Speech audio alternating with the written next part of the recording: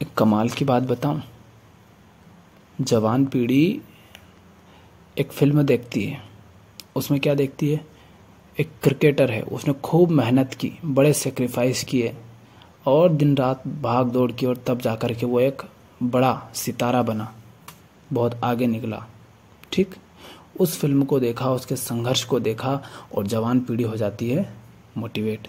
इसी तरह कोई संगीतकार होगा, उसके जीवन की पूरी कथा कहानी को देखेंगे, उससे प्रभावित हो जाएंगे।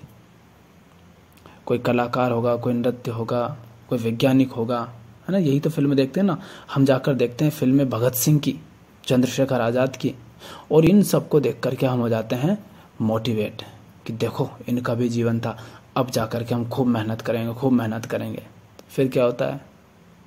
ये जो जवान पीढ़ी, ये जो जवान लोग मोटिवेट हुए थे किसी खिलाड़ी को देखकर, किसी संगीतकार को देखकर, किसी क्रांतिकारी को देखकर, किसी वैज्ञानिक को देखकर, उसके जीवन को देख करके, ये लोग जाते और जाकर के घुस जाते हैं सरकारी नौकरी में, कंपटीशन की तैयारी में। तेरी की फिल्म देखकर आ रहे हो तुम क्रिकेट की, खेल की, और जाकर घुस गए हो सरकारी नौकरी में। फिल्म देखी तुमने विज्ञान की और घुस गए हो जाकर के सरकारी नौकरी में।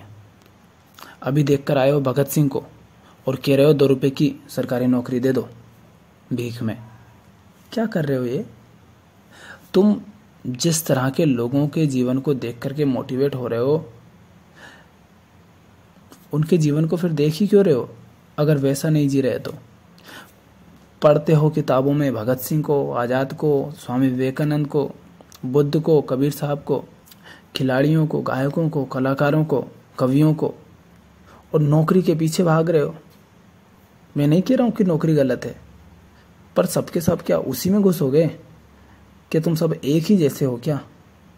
तो ज़रा ध्यान दो इस बात को कि जो कुछ तुम देखते हो, सुनते हो, जिससे प्रभावित होते हो, क्या वो सब तुम उसके माध्यम से पा सकोगे जो तुम कर रहे हो?